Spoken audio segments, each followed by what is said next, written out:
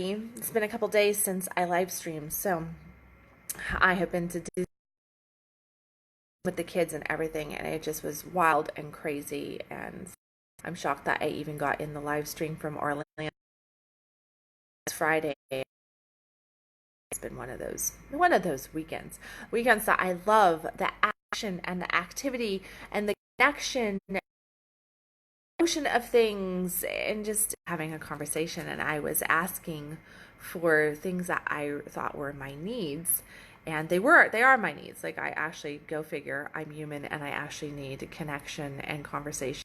And it's overcasty here, so excuse my phone into Wi-Fi properly now. And figure conversation with my ex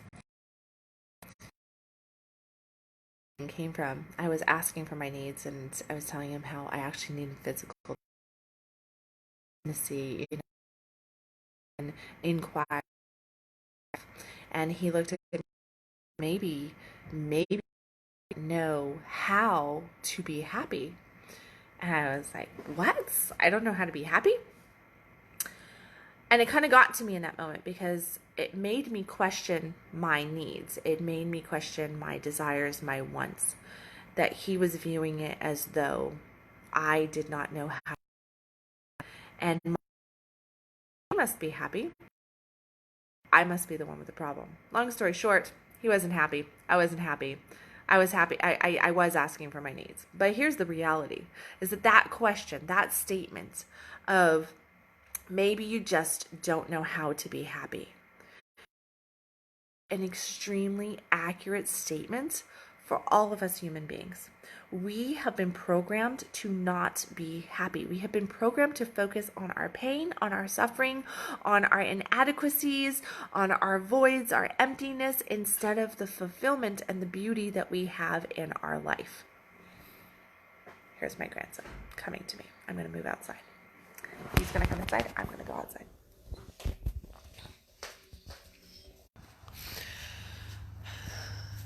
So, we have been programmed to really not be happy in life. We have been programmed to focus in on the negativity, on the things that we don't want.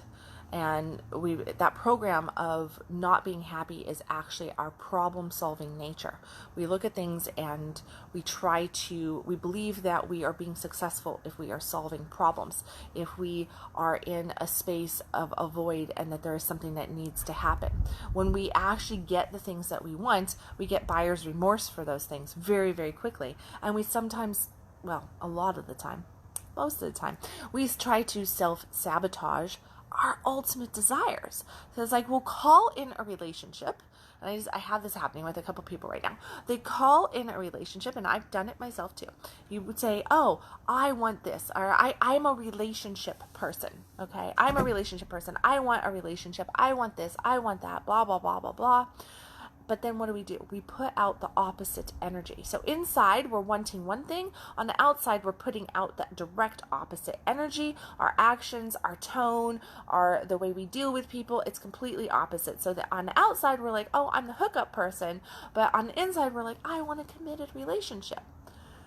Well, then what happens? We get somebody that comes into our life that somehow falls through the nooks and crannies of things. That's a commitment person. That is a relationship person as well.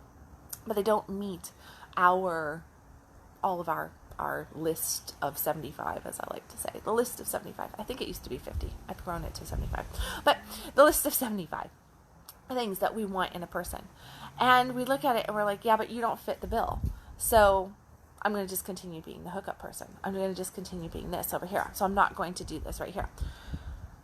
Instead of looking at the pieces that we can call in that will make us happy. Looking at, hey, I just manifested somebody that is commitment-based. Maybe it's not the right person. Maybe it's not the right person for forever. Maybe it's just for this week or this month or this year. But at least I did manifest this relationship here. So I actually should be happy about the things that I'm manifesting, that it is coming back to me in that way. We do it with money. We go out and we look at money and we go, I need money, I want money, I have to have money, I need to pay my bills. Yeah, and we do. We all need that. We need to pay our bills. We need to take care of our responsibilities. We want certain pleasures that money brings to us and everything. But then what happens? We get a little bit of money, and because we're so programmed to be unhappy, we're so programmed to have a void, we're so programmed to be in a state of need, we take the money that we get. He knows that I'm on a live stream. He take the money that we get and we blow it. We put it on things that are not going to secure our stability, secure the things that bring us pleasure, the things that bring us joy, the things that put us into a happy place. Instead, we go and we just go, boom, here we go. Let's get rid of this. Yay, I got money, and now it's gone. That's why we see a lot of lottery winners and everything, or people that come into a massive amount of money, and within 2-3 years, they're just as broke as what they were prior to it, if not more destitute, and really unhappy, depressed, sometimes dead, because they didn't know how to handle what they were given. We don't know how to handle our happiness. Happiness is a choice. It is something that we make a decision on every single moment of the day, every single moment of our life. It's not something that's going to come from any outside source. It only comes from the inside. We can only be as happy with our life as we are happy with ourselves. If we're not happy with what is coming to us, then that means that we're ultimately not happy with what's going on inside. We're not happy with the thoughts we're thinking. We're not happy with our body. We're not happy with the emotions that we're feeling. We're not happy with the actions that we're taking. We're not truly conscious about ourselves in some fashion or form, and we're disrespecting the self. We're disrespecting the self by not allowing ourselves to be happy. Okay? So it's just like we cannot love somebody else until we can learn to love ourselves. We cannot call in commitment from somebody else unless we actually are committed to self. We cannot expect or ask somebody else to pleasure us in different ways until we can learn to pleasure ourselves, to value ourselves, to honor ourselves first. We mirror this stuff out, and the happiness that we seek, we only get back what we ourselves are feeling inside. If we are wanting that happiness, then we have to get right with being happy first. Abraham Lincoln has a beautiful quote that people will be just about as happy as they make their minds up to. And that's such an accurate quote. We will be just about as happy as we make our minds up to. So today I ask you to look at your happiness threshold, your happiness level, your life. Are you really truly happy in your relationship? Are you happy in your sex? Are you happy in your finances? Are you happy with your work? Are you happy with your body? Are you happy with the direction that your life is going? Can you say 2019 was a fucking awesome year? Maybe I didn't get everything that I wanted in it. Maybe it wasn't exactly the year that I anticipated or I expected, but damn, it was a really good year. I am ending this year in joy, in happiness. Or are you sitting there contemplating like, oh my gosh, I'm really not that happy about this year. Like this happened. Where are you getting caught? What is holding you up? Where are the little gotchas? And how are you taking your happiness and putting it outside of yourself instead of inside yourself? Because you've got to find it inside yourself first in order to call it in. Life, God, the universe is going to bring you more things to be joyous about, more things to be happy about, more things to feel pleasure around, to feel connection around, to do all these different things, more abundance when you feel it inside. The word abundance, typically we think abundance, we think money, right? And even if we're thinking money, how can you feel money, right? Well, you have to feel abundant in life. How can you feel like, oh, I'm abundant in sex? People come to me all the time and they say, I want a bigger, badder sex life. I want more sex. I want bigger O's, I want my partner to desire me. I want. And then the other thing that they come to me for is like, I'm fucking dead broke. I'm not happy in my work. I don't feel like I have a purpose. I want more money. I want more money and sex. Like, oh my gosh, if I could just have more of this stuff, then I would be happy. Well, you're never going to get more of that stuff and be able to keep it, hold it, really, truly enjoy it until you can embody yourself, because you're not going to be able to embody the happiness that stuff could potentially bring, because it's not going to bring necessarily happiness, but it can bring opportunity, right? It can bring experience.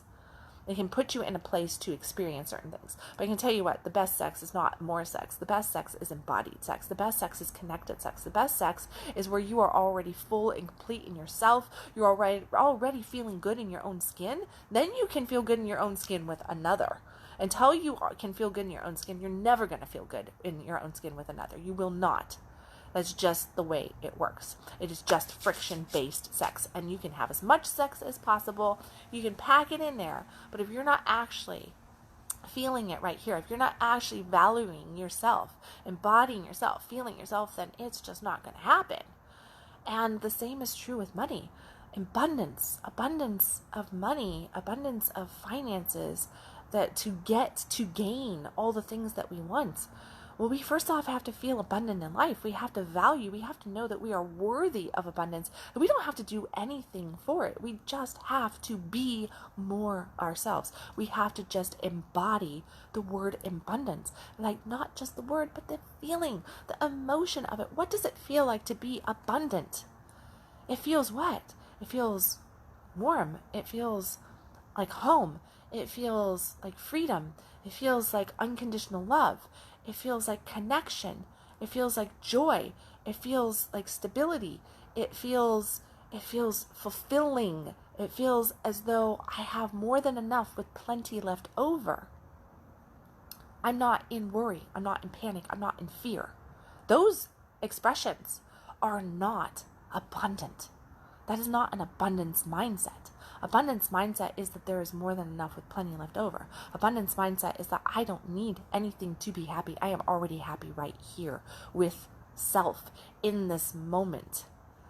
I may want for all of that, but I am not needing any of that to make myself happy. I can be happy right here, right now. I ask you to look at your level of happiness. I ask you to look today at what are those trigger points that you have that are preventing you from feeling happy, joyous in this moment, with or without the sex, the money, the relationships, the ideal job, house, location, car, whatever might be going on, health, body that you might want. Those are things that you want, and you can have all of them. But you're only going to gain them when you learn what truly happiness is and the allowance of it to manifest inside yourself so that it can actually manifest outside yourself. That's where it's got to come from. It's got to come from in here. What's going on in here is going to mirror out in your world. If you're not liking what you're getting, what's coming to you, that's all an inside game. It's all an inside game. And when you get really good at the inside game and tuning in and tapping in and really truly experiencing who you are and your power and your beauty and the love that is inside of you, then it just comes back. It just ripples back to you. So where are you not allowing your true happiness to come in? Where are you not fully embodying yourself, fully valuing, honoring, loving yourself? How are you looking outside of the self to meet the needs, the desires, the happiness that you think that you really truly want? Where are you putting your power at? That's what I'm asking you today. Where are you putting your power at? And as always, if I've said anything in this Conscious Coffee that has touched you, made you think of somebody, share this with just one person. Just one person who may not be as happy as you know that they could be, that aren't seeing their blessings the way they really could be, because they do have a blessed life. Share this on your page. Click like. Share in the comments. Tell me about where are you letting your power go, preventing yourself from really fully stepping in to who you are, to the beauty of your life. And as always, stop existing, start living. You can follow me at www.kendalwilliams.com. If ever you want one-on-one attention, then make sure to message me for deets on my one-on-one training and coaching today. I love you guys, and I will catch you tomorrow with another Conscious Coffee.